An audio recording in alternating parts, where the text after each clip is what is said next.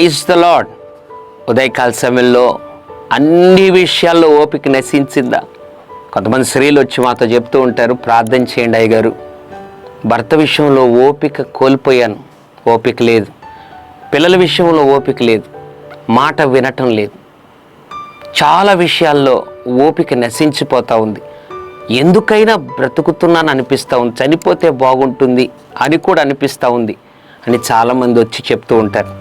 ఒకవేళ ఉదయకాల సమయంలో అటువంటి పరిస్థితులను ఉన్నట్లయితే తొందరపడి ఏ నిర్ణయంలోకి రావద్దు.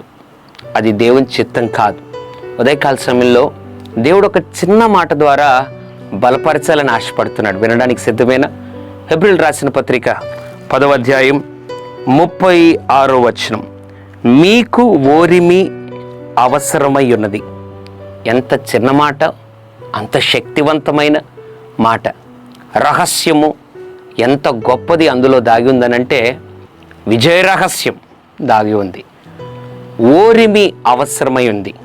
దేవుడు చెప్తున్నాడు, ఇంతవరకు అన్ని విషయాలు ఓపిక పట్టావు, భార్య విషయంలో ఓపిక పట్టావు, సంవత్సరాలు ఓపిక పట్టావు, భర్త విషయంలో సంవత్సరాలు ఓపిక పట్టావు, పిల్లల విషయంలో, వ్యాపార విషయంలో, పార్ట్నర్స్ విషయంలో, ఆఫీస్లో, కొలీగ్స్ మధ్యలో, పై అధికారుల మధ్యలో, వారి ప్రవర్తనలు, వారి మాట లేదా వారి యొక్క నడవడికలను బట్టి నిజంగా ఓపికతో ఉన్నావు. వాస్తవమే.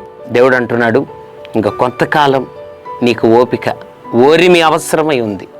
అట్లా దేవుని మాటకు లోబడు, ఓపికతో కనిపెట్టు.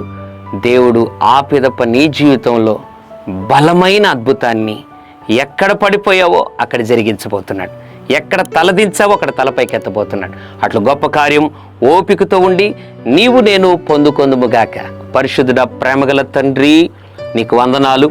ఓపిక నశించిపోయిన బిడ్డలకు ఇప్పుడే ప్రభువా ఓపిక దయచేసి బలపరిచి గొప్ప కార్యములు జరిగించమని, అన్ని విషయాల్లో ఓరిమి దయచేయమని యేసు నామములో ప్రార్థిస్తున్నాం తండ్రి.